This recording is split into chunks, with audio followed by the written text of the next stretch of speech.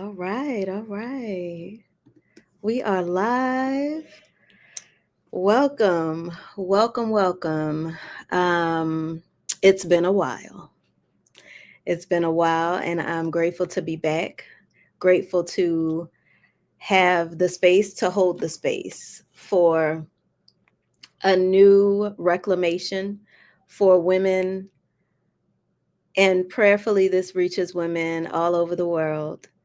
Um, in the last 2 years, I have been on quite a journey.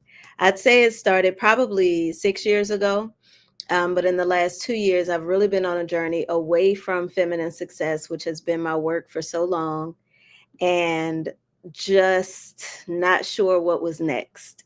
And in my time with myself, with my spirit, in my time in study, and connecting with women over this time, it has been made very clear to me that the next step is supporting women to break free from the boxes that we have placed ourselves in or allowed ourselves to be placed in.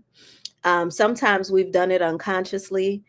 And as we're seeing happen all over the world, women are rising up and deciding that enough is enough.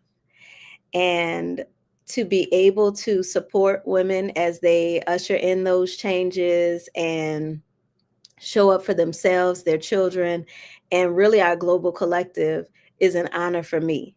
So tonight, I am welcoming this new series, The Women Are Out of Control, and ushering it in with a very dear sister of mine, Gabby Israel. Hey. Gabby is an incredible sister who I can say the first time I met her, there was just an immediate kind of, yeah, that's a sister that I'll be friends with. Um, that I kind of felt there, which can be a little rare for me, just because spirit sometimes lets you know when folks are not for you. But Gabby was definitely someone that I met while we were both walking the journey through the Hebrew Israelite space. And if you're following my YouTube or my Instagram or any of those platforms, I have shared in those spaces my journey out of organized religion and onto a spiritual path back to remembering myself, remembering my soul, and remembering the power and dominion that I was created with. So I met Gabby in that space. And in that time, of course, we connected. But after that, we both kind of journeyed away from that lifestyle and that path. And in that, Gabby walked away from a marriage also.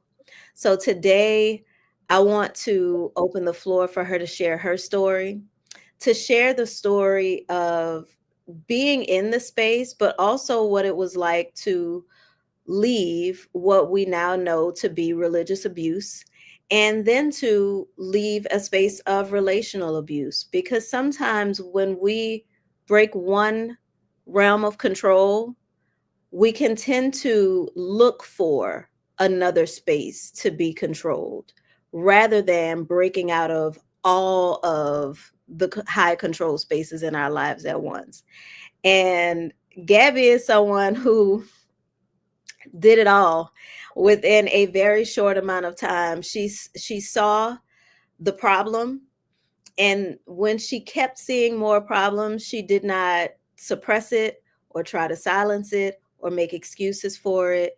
She made a decision and took action.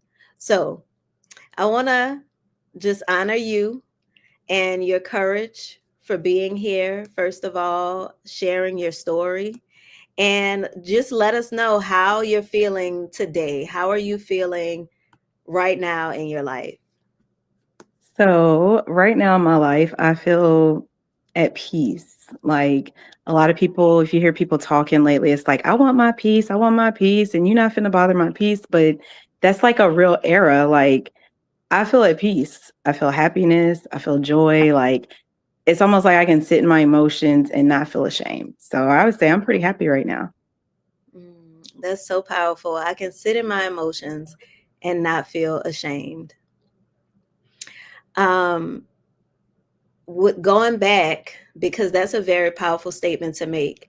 Going back, was there a time in whether it was the religious space or the relational space where you couldn't sit in those emotions and you did have that shame for feeling what would be considered negative emotions? Oh, for sure. In that facility or that place, I was kind of a higher up's wife. So you don't have time to be walking around looking like you're about to cry because then sisters are going to be like, oh my God, what's wrong with such and such officer's wife? Or, oh my God, is she okay? And you don't want that attention because when that attention comes, now you got problems with your husband too. And not only do you have problems with your husband, you got problems with leadership because why are you walking around ungrateful and looking like you have a problem? You should be happy to be here. So it was kind of like you didn't have time, or even if you did, it was like, okay, you need to go read some scriptures or something, and you be all right. Like you're overreacting. Absolutely. And I can absolutely relate in that anything other than I'm happy to be here was Right. absolutely seen as, oh, you're out of the spirit. You need to, Jezebel, you being a Jezebel spirit, you're sis. being a Jezebel, you're sowing discord. And in Hmm. many high control spaces, there is this need, this underlying need to control your emotional expression. Because if you show that something is wrong, then you will signal to others who are also feeling those same feelings that it's okay to express that, hey, something is not right here. So take us back to the beginning. How did you first come into contact with the Hebrew Israelite movement? So my sister actually joined first. So our mother had passed in 2012 and I had just turned 22. So I'm like, oh my God, like, what am I supposed to do? So I kind of went off to the deep end. And so my sister ended up joining like immediately, got married, was like, hey, I'm doing this thing. You want to do it? And I'm like, I don't know. Like, why are you leaving me? Like, what are you doing? So then fast forward, I end up joining. And I was like, okay, let's just be with my sister. Let's see if this has any weight or whatever. And let's do it. So So what was it that drew you into that particular movement? Was it the teachings or were you at following your first, it sister? wasn't the teachings. It was just kind of like, I'm alone. My family doesn't really understand what I'm going through. And the only person who would understand is not here. She's in this thing and she seems happy. So, what is it like? What is it that's making her happy? So, she started kind of sending scriptures like, read this and you need to dress like this. So, I was like, okay, let's try it. So, I tried it and it's like, okay, it's not too bad. And it's getting me closer to my sister. We're cool. Let's just try it. Mhm. Okay. And so once you were there with your sister, was it that your sister was there that kept you there? No, I started to fall for it. I started to sink in and it was like, wow, this is nice. Like, oh my gosh, all these people are together of color and it's family and unity. Like, wow, this is like you don't see it. Like normally you see a group of black people and it's like a fight breaks out or there's drama or something happens. But here there was no drama. There's kids playing, there's people talking, like it's just chill. So I was like, okay, I see why she likes it. I can do this. This ain't bad. Okay. So from my experience within that space, marriages and relationships are often semi arranged through kind of the Passover experience and that whole thing. So, can you walk us through The how you Passover. met your ex husband? Oh, through the Passover experience. So, Passover, big feast day, like huge, everybody's blinged out, whatever. So, they did something called a single stage. So, in the single stage, the women were pretty much put up on a platform, and it was like, all these sisters are single. Like, if you're a single brother, stand up. And they pretty much got to walk around. So we're up on the stage, and they got to walk around and like stare at us and like, oh yeah, I like her. And it was like, looking back now, it's like, you whored us out. Like, you literally just had us up on stage looking like sheep to the slaughter. And here you have these wolves walking by, like, oh yeah, like I want that sisters right there. So that's how I originally met my ex-husband at the time. And being in it, you're like, oh, he likes me, he picked me. Oh my gosh, I'm about to get married. And what if he's the one? What if he's ordained and all that nonsense? So Yes, I remember seeing that for the first time, that they did it, and wondering how that would go, because it's Russian roulette, essentially. It's essentially relationship Russian roulette. Um, on stage like stock for sale, Kyla said. right. Exactly. And I saw it and I said, well, this looks like I don't want to get flagged, but um and but cognitive dissonance, oftentimes when we're in those spaces where groupthink is happening, where we're telling ourselves that we're doing the right thing, and they're adding some God and some Bible on top of it and all of those things, I was like, well, maybe it's okay. Maybe this is okay because we're doing it with scripture. But it sounds like the outcome of that has not been the most healthy. So when you were within that space and you were participating in that, what was your idea of what it meant to be a wife, and how you would have to show up for what was essentially a stranger at that time? Yeah, pretty much. So being a wife in that space is kind of like, you don't have a want or desire. Like, everything he is what you're supposed to match. So when people talk about, oh, your dreams and aspirations, a wife in that space, she doesn't have any. Like, whatever her husband says is what goes. And let her step out of line with that, and that's a problem. Like, the wife's role is to have children, to take care of the house, and pretty much whatever he says goes. As long as it's not breaking God's laws, you do what I say. And if you don't, you get shamed and humiliated. There's so much to that, because in the wrong man's hands, God's laws could be anything, Oh yeah. as long as there is no scripture that says it's not. Exactly. Was Mhm. that your experience? I would say yes. I always laugh, but there was always a scripture the brothers would flip, and it was for all of them. The body belongs to what is it, the spouse, and the Mhm. spouse. But they would always read that part, your body belongs to me, you belong to me, you're supposed to conform to me, like, and it's like, okay, but if you get that next scripture after it, it says the same thing about your body. Nah, that don't apply to me, I'm a man of God. And they all thought that way. It wasn't just my ex-husband, because they would all joke about it. Yeah, that's my body. Okay, well, your body's my body too. But we wouldn't do that part. That part's not part of it. It's Really? like they used to say, cherry pick scriptures. You just cherry pick what fits for you at that time. Yeah, they did that a lot. They will use a black highlighter on that part. Yeah, that's what it was. Use a black highlighter on that thing. Mark out what don't make sense. Right. That's so interesting. So interesting. So, within that environment, what did daily life look like for you as a wife and as a mom? What did it look like? Isolation. Nobody else around but you and the kids, unless a sister came to visit. Because of course your husband's at work, so it's just you and At first it was just me. So at first I was like, okay, he's really not here all day. Like it's just me, unless I call somebody.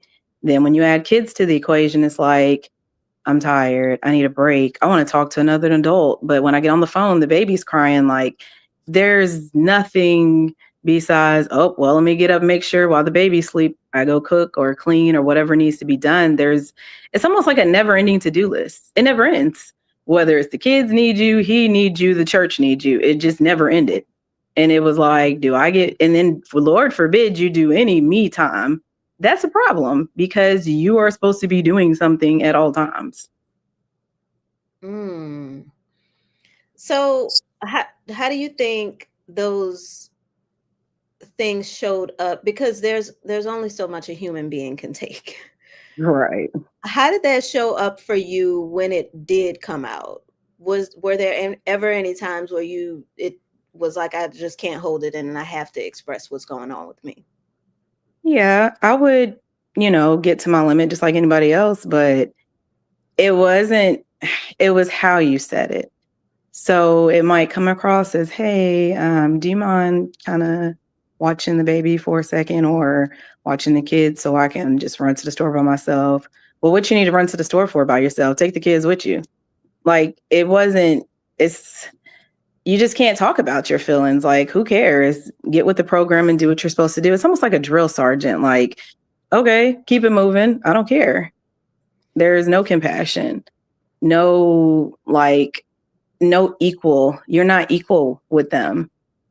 Like, especially your husband. You're definitely not equal. You're pretty much his step stool at any time that he requires. And Lord, you don't say nothing else about it. I said what I said. Something that I see often when this conversation comes up is women who will come into the comments and say, "Oh, well, that was her husband and that's the man she chose and but all the men in that space aren't like that." And as someone who I did not marry my husband in that space, we were together prior and went into the space together and came out together. So I can say, oh, well, my husband was not like that, but he did not espouse those beliefs prior. Many women did meet their husbands in that space. They did have these beliefs about women being subhuman, women being the property of men, Mhm. and they would say, "Oh, well, well, that's just your husband. That's just your situation." What would you Right. say to that? It's not. That's how they're programmed. Like that space makes them run their house a certain way. So honestly, if you look at it, your leadership or your bishop is running your house just like a Christian. Well, pastor said, and pastor said, that's what the women used to say in the Christian church, right? Well, in that space, well, bishop said I can do this, and I've run with this. I'm the man, I'm the iron fist in the house. So it's the same thing. They're just trained to do the same exact thing. Mhm. Mhm. What would you say what was the moment for you when you realized that something about that space was not right? Um, I think it was a class that came out on Friday night. And the title of the class was like, why would you title it about a member? And it was kind of like do I even want to watch this? And so when I clicked on it and they got to, going, it was a whole class about an ex member. And they're throwing scriptures and doing this and that. I'm like, where where's the God in this? Like this isn't teaching anybody anything. You're just sitting here gossiping like women for almost 3 hours on a Friday night when it's supposed to be the Sabbath. Like it was crazy. And that's when I was like, okay, I need to kind of take a step back and see like what am I really looking at? Like what is this? Because like how do we come back from this? You just talked about somebody for 3 hours. What's next? And it just kept getting worse. Mhm. Mhm. And so when you were feeling those doubts, because sometimes you as a woman start to feel it before the man does, how did you address those doubts? I didn't. I just kept it to myself. I didn't say anything because I knew if I said something, it was going to be, what are you talking about? And then that could lead to him talking to leadership and then leadership standing me up because if I start something, who else did I tell what I thought? And who else did I infect with my Jezebel spirit? Viral.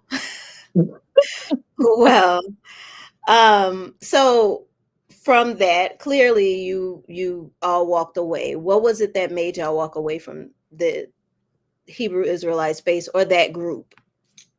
Um, Luckily for us, we walked away together. Um, a situation happened during like a big, they call it the exodus of the group, and we came to somebody else's house and kind of like listened, like, okay, what's going on? Like, why is everybody leaving? And then it was like once we kind of heard everything, for me, it was easy because I had followed the bishop from state to state. So when I first met Bishop, I was in Kentucky. I moved to Florida. He was in Florida. He moved to Texas. I got married, moved to Texas. So when this group is telling me what happened and the pieces of key players and what happened, I was like, oh, all that's true because I watched it happen. I watched the money come in. I watched the cars being bought. I watched the house being moved into. Like I saw it all because I was there. And so I was like, oh my God, they're lying to people. Like, oh my God, my ex-husband or husband at the time, he did not, he couldn't see it. He went to every meeting they had. They tried to get him back in. He couldn't see it for a while. He thought it, but he was like, nah. And so I just kept quiet. I didn't say anything. I was like, he's going to see it eventually. And he finally got it. And he was like, oh, we out. We out. Okay. And so between y'all leaving together and you leaving alone, what made that break for He you? said leaving alone, like as far as You when we left. leaving the marriage. So Oh, y'all left the religion together. hmm, And then what was that transition like? it was hard. Like it was rough. I guess for me, it felt like we were grieving a death, like all of our friends and all of our family and everybody that was there for us during all our, we had 2 kids at the time. It was hard. I feel like we both went through a depression. I know I did, where I wasn't really eating. There was nobody to talk to because your whole friendships and network were in that group. And then when you leave, it's like, I can't call my family. I cut all of them off to come here. And it's like, nobody can tell me how I'm feeling or what I'm going through because they're all still in there. And so it was like at one point we just had each other to talk to and maybe a few other people that had left, but we didn't know what they were going to move on to. And so I just feel like at that time we both, or myself, I lost my way at that time. I was like, I don't even know who I am anymore. Like they were my whole identity. Like, what do we do now? Like, are we damned? Like, what happens now? Do we join another group? Like, what are we supposed to do? Like, it was a panic for me. I was like, I don't know what we're supposed to do. Are we damned is a big question. I didn't know at that time. I was like, oh my God, we left. We're Within damned. those spaces, yes, they tell you that if you walk away from this, you are walking away from God.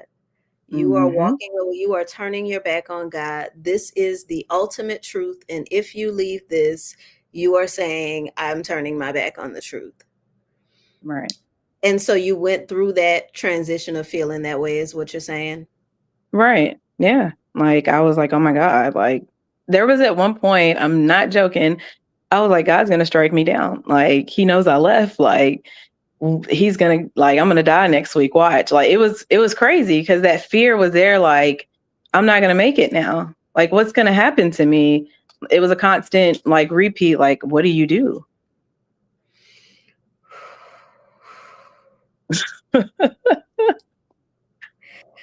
I Wow, right? feel the emotions coming up because I have been there and Remember. remember having those feelings and where I am now on my journey, it is just I have such a passion for helping women get to the point where we realize that we are loved. We are truly loved,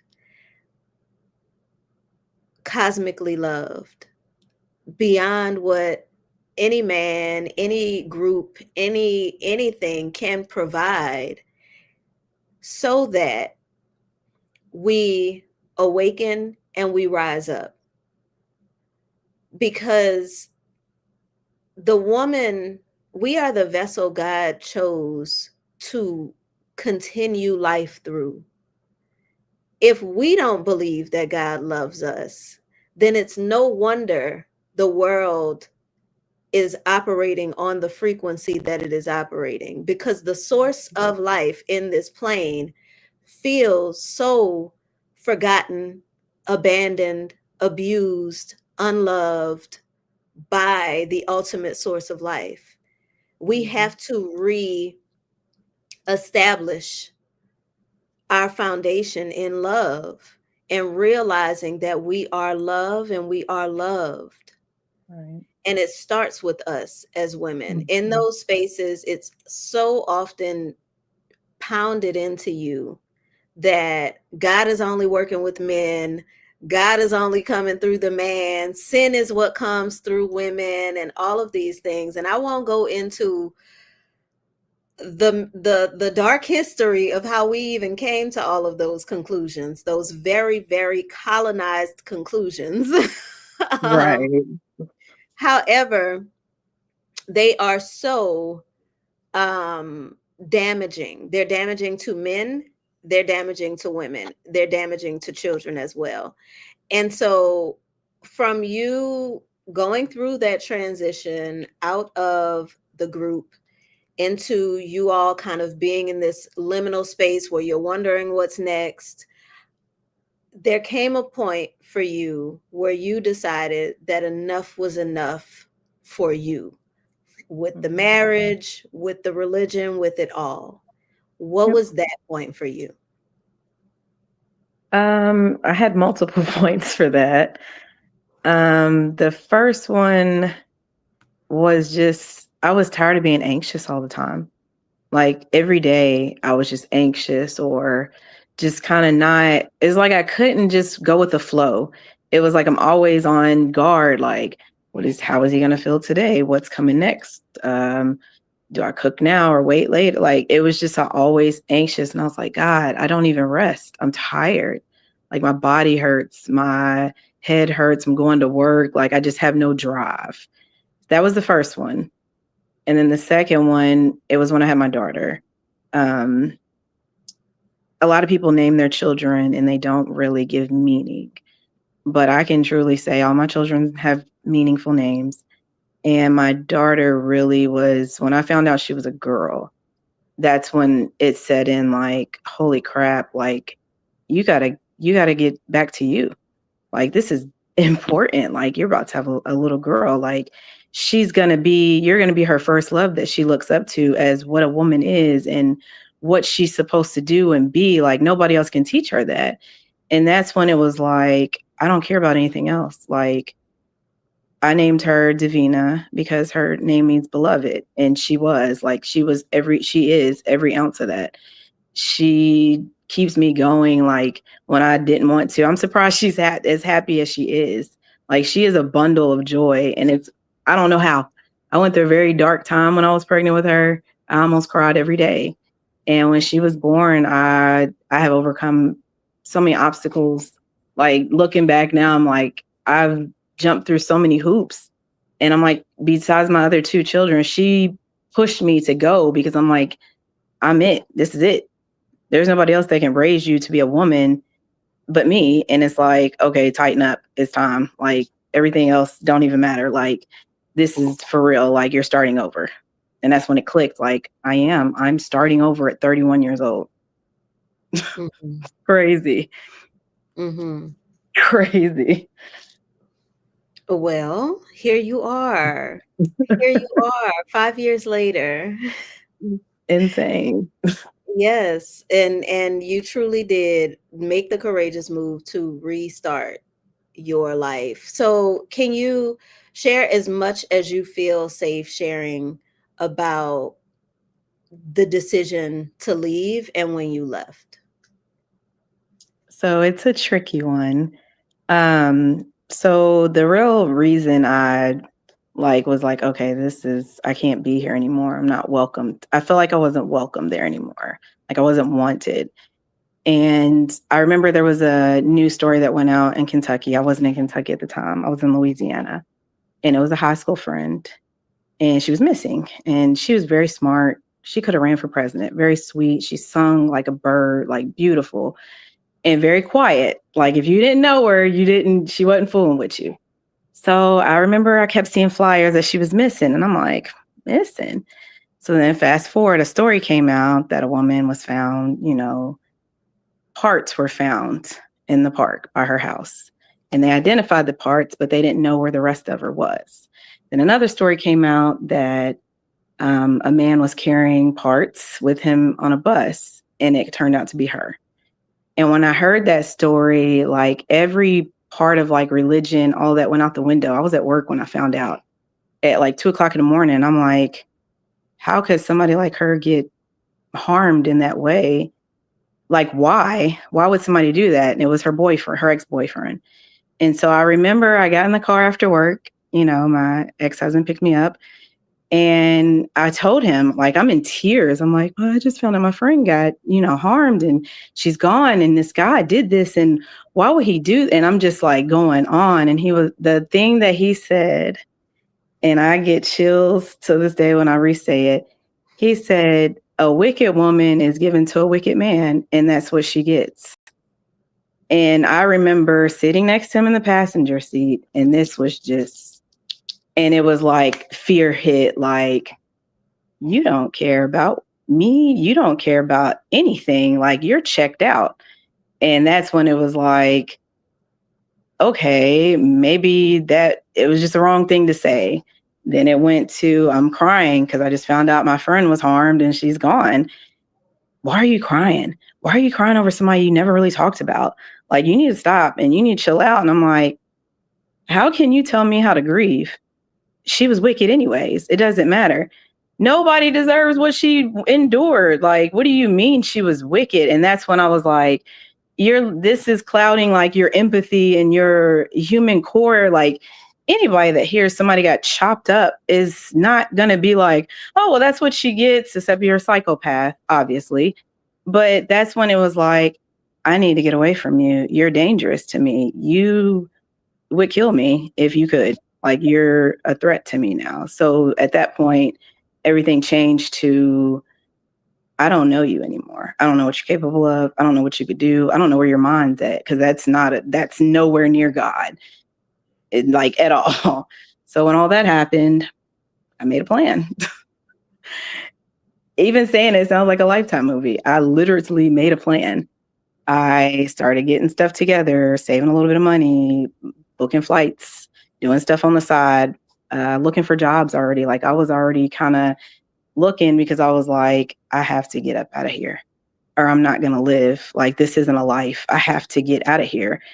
And at the same time, there was always kind of a pact that me and him had. If you ever leave my sons. And, when you first get married, if we have kids, would you leave your kids? Would you leave the boys if we had sons? Of course, baby. Like, yeah, why would we break up?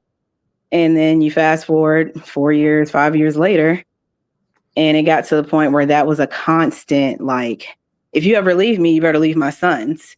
If you ever do this, you better leave my sons. Like, what do I need you for? And that's when it just started taking its toll. And I'm like, if I take these kids with me, what happens to me? And then around that time, I found out I was pregnant with my daughter. And I've already lost 2 children from stress of the group and stress of him. And I didn't want that. I was like, I don't want to lose this child. So I have to go. And I have to hope and pray to God that these boys will be okay. And the only reason I feel like they would be is because that's your dad. Like, those are your boys. If we're looking at scriptures and what the group taught us, these are his legacy. He wouldn't harm them. He wouldn't, because they're boys. So I had to make that decision to leave. I got dropped off at work. I had an Uber on standby. got in the car, and I had to leave. And I left my whole life behind. And a lot of people will say, like, how did you leave your kids? It's not easy to leave kids ever. But when you don't have anything else and you find out that there's something in there growing that's you're their only survival, you got to go. Like whatever the breaking point is of I'm not safe here, I'm not wanted here, I'm not valued here, that's when you leave. Like don't keep waiting. It doesn't get any better. Like leave. And I did. I regret leaving my kids behind. I do. It was the horrible, worst feeling I could ever do. But you don't know what you would do unless you're in that situation. And I tell people that all the time. You don't know what it feels like day in and out where you're not really eating. You're not even putting in your nose ring or your earrings. Like you're checked out. You don't care because you've been beat down so much verbally, mentally. You don't even have the faith. And then you're just existing. That's not a life. And so when I found out I was pregnant with my daughter, I was like, you got to go. Like, it's time. And I called my uncle. I said, hey, don't ask me no questions. Can you be at this airport? I need you to pick me up when I get to Kentucky. He was like, okay, I can do it. And I left. I left. I came to Kentucky pregnant with a backpack, a skirt, and a jacket. That's it. That's all I came with. And I remember when I landed and my uncle saw me. I haven't seen my uncle in 6 years, haven't really spoken to him. He he embraced me and I just did the ugly cry because that was the first time in about a year and a half or 2 years that I felt safe. I was back home in Kentucky. I was safe again. And I knew from that point on, no matter how bad this is, how much I cry, how much I go through, I'm safe now. Like I'm home with my family. All of my family's here. Even though I ain't talked to them in about 8 years, 6 years, I know I'm safe now. And that's all that mattered at that time. The baby's safe. We're both good. And the boys are safe because they're with their father. Mm-hmm. Thank you, first of all, for sharing that. That took so much courage for, first of all, to share, but for you to make that decision. As a mom, it is an unthinkable position to even be in, to feel like it, to save your own life, to save the life of the child that you were carrying, you had to walk away. Um, at that time, was it your plan to walk away and establish yourself and bring your boys to you, or what was the plan? So I was hoping the plan was come home, have some space between us and eventually reconcile. I thought maybe with me stepping away, he would understand, like, okay, I messed up, or dang, I really pushed her away, or I can't believe she left. Like, is she coming back? Like, I just thought he would care. And my main goal, like, you can ask any friends down here, I was like, maybe we'll work it out. The baby's about to be born. Like, maybe things will smooth over and we can just come, he can come here and we can put money back into the house we just bought and work together and just stay in my little apartment and push back through it. And it did not. Didn't go that way at all. But I thought eventually we would come back together. That was hopefully the plan. Mm-hmm. But where you all were at that time, it just was unsafe for you to stay where you were. Yeah, it just, Hearing what his comment was, that yeah, felt it, like a very unsafe situation. yeah. And there were times where I'm cooking and maybe he'll walk up behind me and I'd be kind of like, what are you doing? Because I just didn't know anymore. I was like, I don't know what's going on in your mind. And it Mm-hmm. was like walking on eggshells. I remember one time I was fasting. I wasn't eating. I had cooked everybody dinner. I was like, he was like, why aren't you eating? I was like, I'm fasting today. What are you fasting for? You didn't tell me. I said, oh, just trying to be a better wife and work on myself and reflect. Well, you can end that fast because you don't do that anyways. It's been 4 years and you still haven't figured it out. So, just end it. And I'm like, okay, well, I can still fast for something else if that's how you feel. But no, I want you to end it now. I command you. And in that group, I command you means that's it. It's a done deal.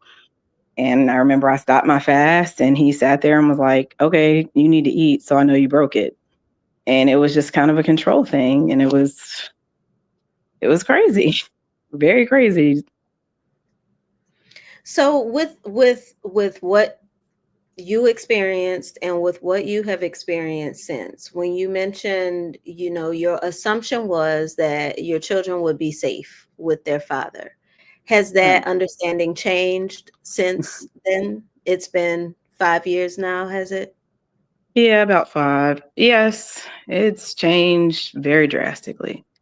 Hmm. And it's to a point now where I I feel like I sit by the sidelines and watch my kids just not have a life. They are literally living the same exact life I lived. Nothing going on, no friends, no outside world, just scriptures, chores, and whatever else. Like I just hate it for them because I'm like, they don't even know that there's other countries or there's a whole nother world outside of their box that they're in. They're like birds caged. They're just in a cage and they don't even know what else is out there. So they're 6 and 7 now. Mhm. Educationally, I mean, these are things that children are learning in school. Mhm. So what has that been like? I don't know. Like, I don't know educational wise. They can read, they can write, but as far as like anything else outside their box or their cage, they don't know. I remember asking them like, "Hey, I think one day we should go to Disney World. What's that?" And I'm like, "Okay," like every kid knows what that is. And so I remember pulling up YouTube and I was like, "This is Disney World." And oh, I want to go there. Like those characters are real. That's a real place. And I'm like, yeah, it's real. And they just don't know. They're almost like just in their own orbit. They have no idea. Hmm. And so since you have recognized what's going on with them, or what sounds like neglect that's been happening, Mhm. what has that looked like for you? Are you working to bring your children home, or what does that look like? Yes. I'm working on getting them here. It's just a lot of uphill battle with it. It comes with a lot of legal stuff and these things cost tons of money and I always say lawyers are modern day pimps. But it's just it's an uphill battle. Like it's always court this or something going on or we can't communicate effectively or just whatever's going on. And it hurts because it's like I want to be there and give them everything that they can have, a better life, but it's hard. Like I'm a single mom. I have one here and she gets to experience a lot of things, but with them it's like I can't keep coming to Louisiana and bringing them here and then coming back and it's like I don't get any support or any help. Like my family helps here, but as far as him it's like what are we doing? Like it's like a constant tug of war. That's how it feels. It's just always a war. There's never a means to an end. And it's like, it's not even about you and I, it's about them. My children only see each other maybe 3 times a year. So summer visits, winter visits on my years, and maybe a spring break visit. And then if I go there to visit, they get split up again. The court system made it where when I come visit the two, the one goes with dad. And it's like, when are they ever together? Except Hmm. for 5 weeks in the summer. And it's like, that's nothing. That's not even enough time to really siblings to bond. So Hmm. it's been stressful. It's been a lot. Physically, it's a draining, like it's a never ending cycle. It just like keeps going. Hmm. And how do you keep yourself grounded through this process? I talk to you a lot. I talk to you a lot. I probably get on your nerves. I really find my comfort in my friends, like my friends and my family. I have a lot of older friends, and I just ask them, like, what would you do in this situation? How would you do? I do a lot of self care, bubble baths, try to do 3 times a week for bubble baths because that'll put me right to bed. I really enjoy it. I found a new interest in the gun range. I don't know why. I was scared at first, but I like it now. It gets the pressure off. It does. Like, it's nice, and I've been sewing and crafting a lot lately, so that's helping a lot. And in ways, um, practically, you are grounding yourself in the safety that you can protect and defend yourself. Right. Um, in crafting, we're grounding ourselves, and I have time because it can feel like we're running out of time, we're running out of this. Mhm. I have the luxury to sit down, be still, and just do something for enjoyment for a minute. Right. Those are really good things, though, to give yourself some space, because many times as women, we believe that the answer to the problem is to become consumed again Mhm. and to lose ourselves again. And sometimes a person is using the problem to control you. Do you feel like he is still trying to exert control through your children? That's all they are. His favorite game, chess. That's all it is. It's every which way possible that he can try to just,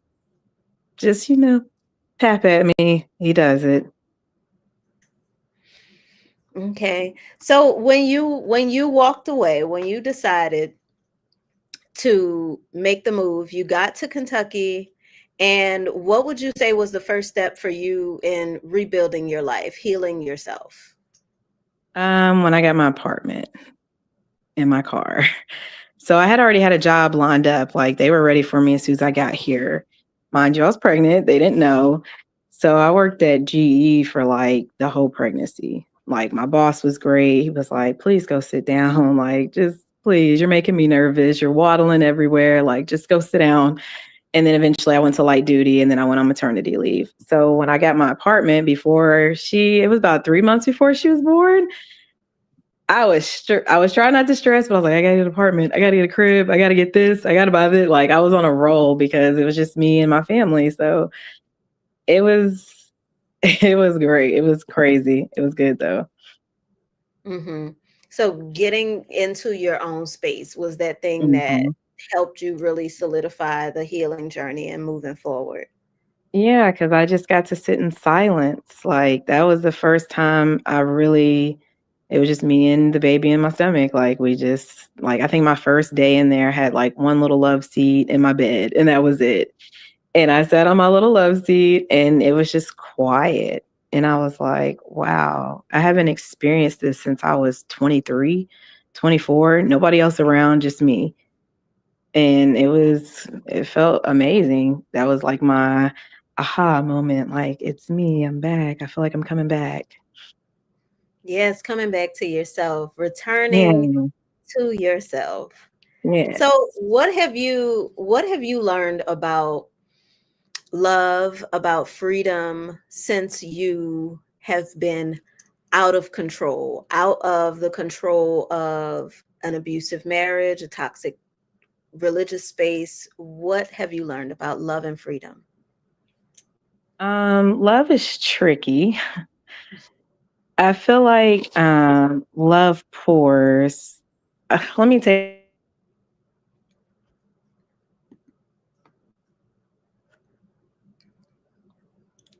Let's see, did you mute yourself? Yeah, sorry about that. So I feel like love should be a pour. It should always pour on both sides. If it's not pouring, or it's not giving you peace and it's making you stress, it's not worth it. Let it go. I do find that I love myself more than I feel like anybody does for me. That's kind of been my new thing. Like, a friend of mine recently was like, dang, you just don't trust nobody. Like, you don't even be like Karen for real. I'm like, it's not that. It's just I've had so much disappointment in the love field and so much just non-consistent stuff. And I rather just love me. If you want to love me too, that's fine. You can pour in too, but I will always have me and have my pour in. And then with freedom, God, I think about this all the time. Like I feel like a little butterfly. I just float around, don't really know where I'm going. I call myself a hummingbird because I'm always just everywhere, but I don't know where I'm going. I'm just everywhere. And that's a good thing. I like it. I like not knowing where I'm going or what's about to happen. I like just kind of floating through and enjoying the time because life's short. Like just go, just flow. That's such a beautiful message. That's such a beautiful message. Um, I spoke with another friend of ours from that space, Mhm. um, and she echoes some similar sentiments on, I just Wow. don't know. I don't know where I'm going. I don't know what it is. I don't know what's what. I don't know. And it's now been, was it 2019 when the great exodus happened? It's been 6 years. Mhm. And I feel like the first 4 years were certainly, I don't know where I'm going. I don't know what this is. What is this? Um, Right. and the last 2 years have been this acceptance of that, which it sounds like you've gotten there, where Yeah. it's okay to not know. Right. And in high control spaces, particularly religious spaces, one of the draws of that space is the certainty that they seem to Mhm. provide. I am certain that if I check all of these boxes, then I am certainly going to get this end result. Right.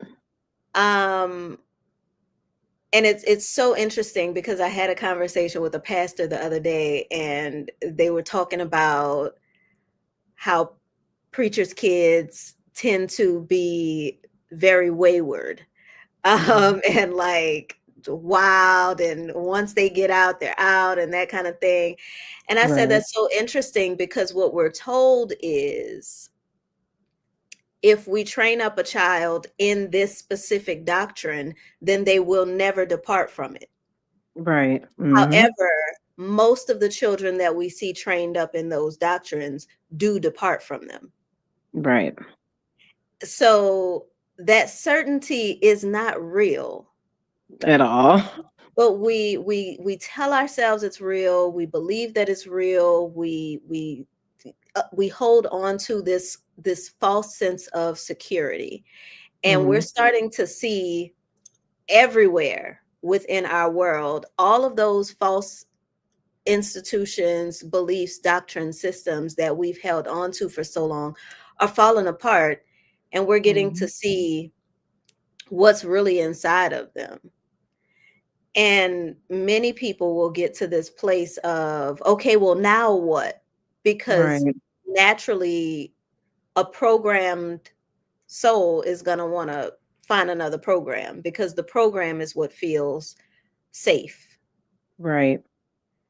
And it's so beautiful, and I'm so glad you shared that, because the real safety is getting to the place where I really don't know, and it's okay that I don't know, and God Right. is still God, even if Right. I don't know, and that's okay. God is not punished Right. for being on my journey. Th- God is not punishing me for being on my journey. It's just not happening. And Right. the truth is, the punishment is coming from here. The Yeah. punishment is coming from the beliefs that I have accepted to be truths that I don't have to accept. Right. Exactly. So that is a beautiful thing, and it's such a beautiful thing too. Whether you can see it immediately or not, that your children have an alternate image to look at. Mhm. I think about the book Rich Dad Poor Dad, where his biological father was the dad who was like, work hard, you got to do all these things to make money, and the rich people are the wicked people and all these things. But his chosen dad, his friend's dad, was like this man who was teaching him the principles of how he could expand his understanding, how he could expand his mind, how he could expand his financial knowledge. And that made all the difference for him, was knowing that there's someone else out there who thinks differently, lives differently, and loves me and Mhm. knows me and is holding a space for me when I'm ready to live differently. So your sons see that. And as Right. they mature, they'll understand that.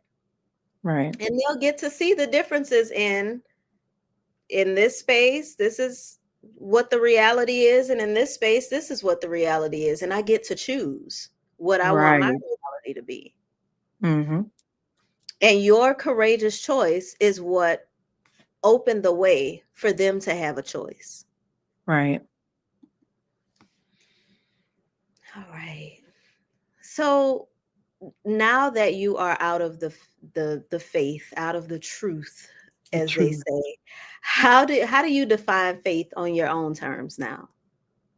Um, I kind of see it as it's your own path, it's your own journey. Like that's kind of your bond with God or your creator. Like I don't really feel like anybody can kind of tell you which way is right and which way is wrong. And so I don't know, it's you just kind of do it yourself. Do you mind Hmm. if I take a break for a moment? Oh, I I'm don't kind of mind. getting a little emotional, so I don't mind. Take some time. Take some time. okay. So, ladies and gentlemen who may be in the audience, thank y'all so much for being here this evening. If y'all have questions or thoughts that you'd like to share with Gabby, feel free to put them in the comments. This is when I started this conversation and this came to me, I knew that this would be a heavy topic, and heavy work to carry. And that's why it has taken me so long to step back into it, um, wanting to make sure that it's done with care, wanting to make sure that we hold space for the reality of what many of the women who walk away from high control situations are actually experiencing. So often we get the Instagrammable highlight reel version of what walking away is.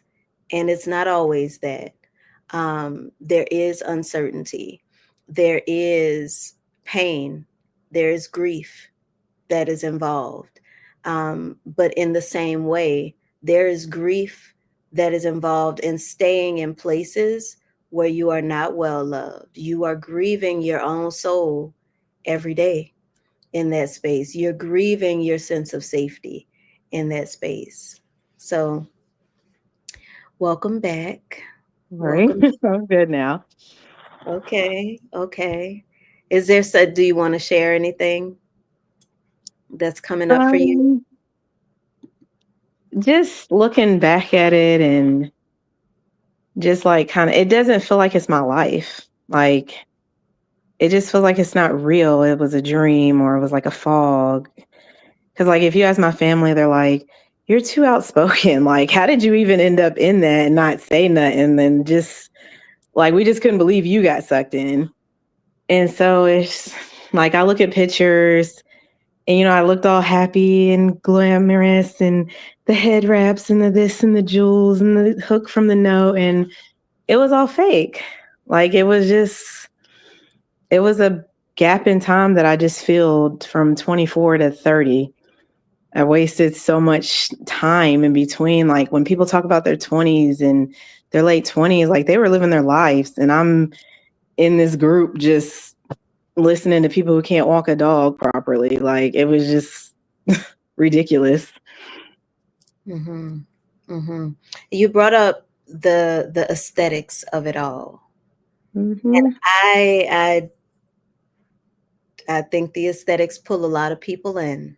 They do. They're beautiful. It's one of the reasons that I brought up the Passover stage, the single stage, because the Mhm. aesthetics of it all, once the wedding photos and the all of that comes out, is pulling a lot of young women in. And a lot of Mhm. young women who feel like, well, these men in the world out here are so difficult to deal with, and they're playing games and they're lying and they're abusive and they're doing this, and these men over here with their Bibles and they know the word and they're saying that black people are the chosen people and this sounds like Mhm. the right ones, and I'm seeing that they're getting married and they seem to be loving their wives and they're having a whole bunch of kids, and I even remember being in my early 20s and saying, "Oh my goodness, they look like they're in order and they have it together and they're doing what God wants and they're following the scripture just exactly as it is. So what could be wrong with that?"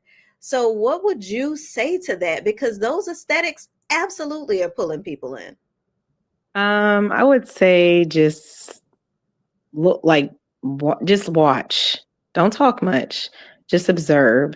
Observe mannerisms, observe how things are run, like question everything and make sure you're keeping your eyes out because it does like it looks like the best thing out there. Like that's where you're supposed to be.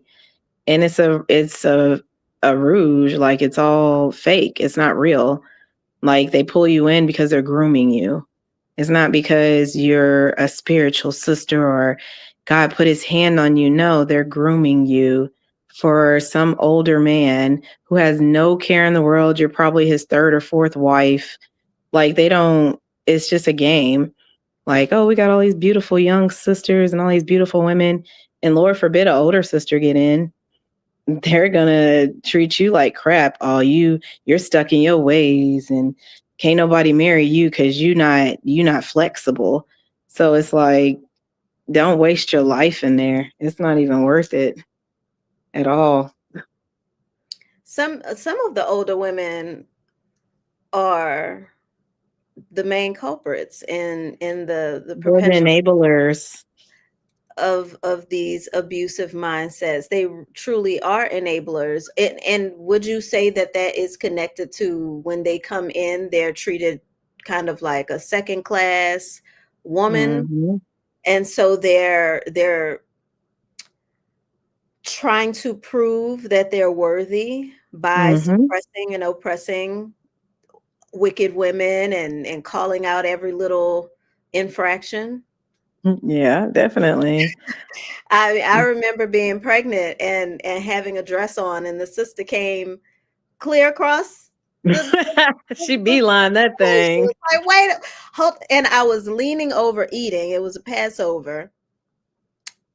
My dress, I guess, as I leaned over, you could see down the dress, but I mean, I'm leaning over and I'm pregnant. It very big pregnant. Right. Nah, they're not And having it. she definitely made a beeline. You are going to cause the brothers to lust and all of the, and I'm thinking, I'm here with my husband and my children. Mhm. I am pregnant.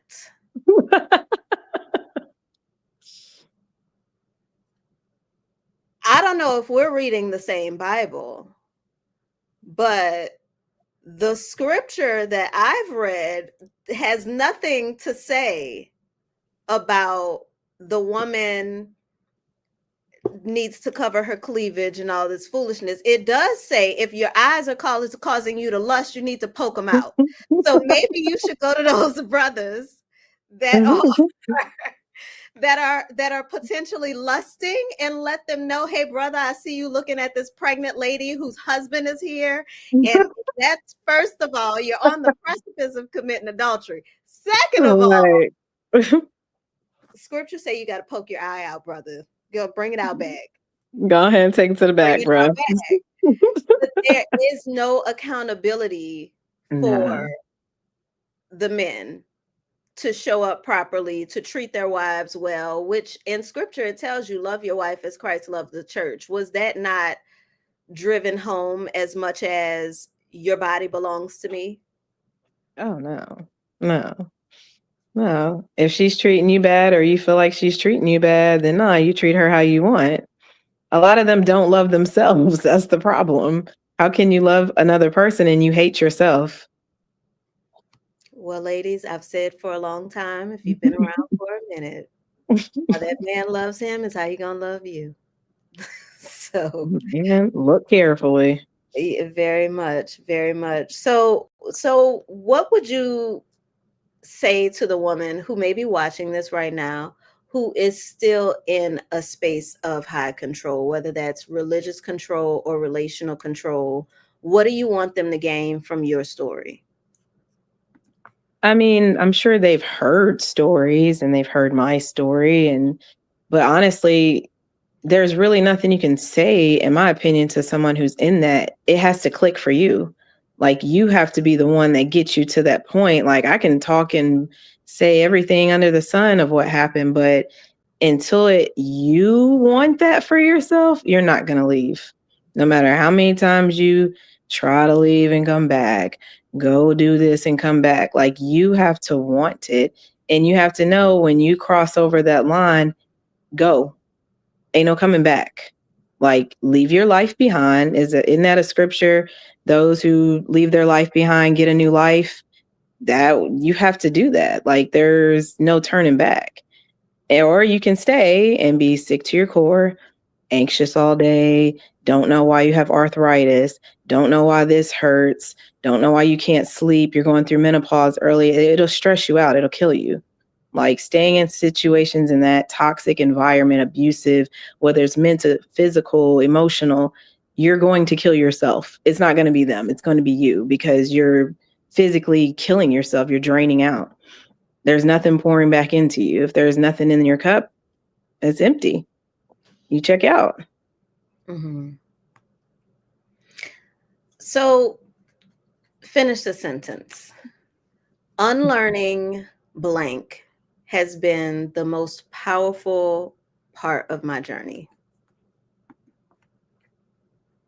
Unlearning to not sit in my emotions has gotten me to a better place. Unlearning that emotions aren't bad, they're a good thing and it's a part of you, has gotten me through my journey. I Mhm. suppressed a lot of emotions. I was very internally damaging myself for a long time. And it was because I kept just suppressing to the point where it was just like there was nothing left. It was almost like I turned the light switch off. Mhm. And now letting that box open, it's Pandora in here, girl. When me and my therapist started talking about this box and she started kind of unhinging it, she's like, "You got it cut. It's nailed down pretty tight. You sure?" And I'm like, "Yep, we got to open it." She hinged it up, and it's just everything then came out. Grieving from my mother in 2012, grieving losses from 2004 or 5. Like, it just, everything came out. It was not pretty. It's Mhm. not pretty. It's still coming out. It's just overflowing out of the box. It's Mhm. out of control. It's out of Mhm. control. And that's how you get it back into your own control. Exactly. Because we think suppressing is control when it's not. You are Hmm. delaying a problem that will be out of your control. Because when you suppress your emotions, you create actual physical damage inside of your body and your organs. And once your health Hmm. is out of your control, Crap. that man, that church, that whatever, listen, that man gonna find another wife. That church is gonna find another tither. Okay, Hmm. or another servant willing to stay late and take care of everybody kids in the kids department and all of that. They will find somebody And else. so for you to 2 o'clock in the morning, you gonna find somebody else. But there won't be another you. Your children won't have another mother. You will not have another you. Right. And it's it's such a blessing that you've given yourself to see what is on the other side of those fears and what's on the other side of suppressing. And that's something that you can give to women from your story, is that when you just allow yourself to feel something, when you brought up the story of your friend, that may have been the emotional catalyst that actually opened that box for you. Sure. That was like, whoa. Mm-hmm. Because so many of the ways that you described her were what is expected in that space. You're the quiet person, you're the studious person, you don't bother anybody, you stay to yourself, that kind of thing. And if egregious harm could happen to her doing all of the right things, Mm-hmm. then all of these emotions that I've been suppressing in order to be right, this is not enough. This won't Right. save me. And a conversation that we have to have is silence will not save you. No. Silence won't save you. Suppressing won't save you. And so many of us need to know that, because in that space, you're taught that a silent and loving woman is a gift of God. And to be silent is to be well instructed. And often it is our silence that allows the harm to keep going. In my Mm. time in that space, I saw a child be killed in his family by from Israelite doctrine and them feeling like he wasn't living up to the doctrine. I saw a young lady be killed in that space by an elder, Joy Morgan, say her name. Man. And it really shows that the lives of women and children do not matter in that space. The numbers that those women and children represent is what matters. The funding that they represent, the tithes that they represent, the free labor that they Lots of represent, that. that is what matters. But their actual lives do not matter. And if your life matters to you, then it's up to you to save yourself. Silence will not save you. No, not at all. For sure. So, what is next for you, Gabby? What are you dreaming and building and reclaiming right now in your life? Um, I guess I'm just trying to make a safe space, make a peaceful space. So whatever comes next, because like I said, I don't know what's going on, that at least my children have somewhere to be safe and feel loved and feel respected and heard. Um, Honestly, I don't really have a plan. I feel like every time I make a plan, God's like, that's not what it is. Gotcha. It's like, okay, how about we don't make a plan? We just see what you want to do. Like, we'll just go with the flow. And that honestly has been working the past few months. Like, no plan, just go with the flow, and things attract and come to you. It's where I'm at now.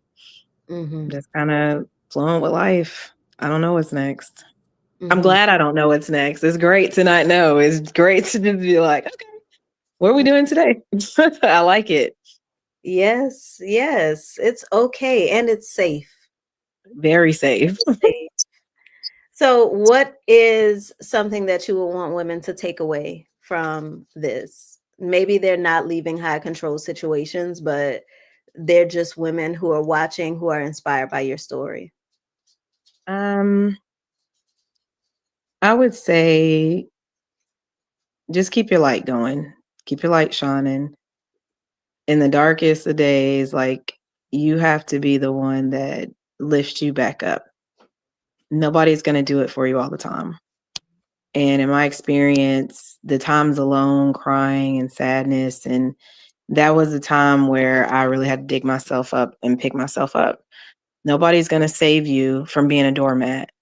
Like, nobody's going to be like, oh, look at you being a doormat. Let me help you up. No, you're always going to be a doormat until you get your behind up and say, no, I'm setting boundaries. I'm doing this, and you're not going to keep talking to me like that. You're not going to disrespect me. You're not going to invade my safe space anymore. Until you can get to that point, you're going to be on a loop. And I'm hoping seeing a former doormat get up and walk and shimmy shake on up out of here, it'll inspire somebody. Like, you cannot be a doormat forever. Get up, sis, and dust it off and let them know, like, no, stop. We not doing that no more. Women are elevating. Women are changing. Women ain't putting up with it. We not Mima. We not finna just let you go do what you want to do and step all over us. No, get up. Get out of control. Get up. That's all you gotta We do. are That's the first step. remembering that we were never meant to be in control of Not at anything. all. We were Nope, just never be meant to you. be in anyone's control. And much of what is off in the world and out of control in the world is wrapped up in their incessant need to try to control the woman, to try to Mhm. control the waters, to try to control the earth, to try to control all of the feminine element. Right. But Yeah. she gonna slip out of your fingers. It's like trying to hold water. It is. Yeah, you can't do it.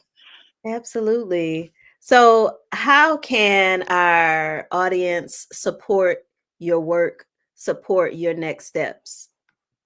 Um, I don't know. I guess I have a GoFundMe out there. I don't know how to post the link. That's all you. Yeah, I'll let you do all of that. I'll post the link for her GoFundMe in the description of these videos. It is specific to her working to bring her children home.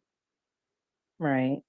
And then I don't know. Like I always say, just be a kind human being. So if you want to send me a message or if you want to talk or ask me questions, I'm open.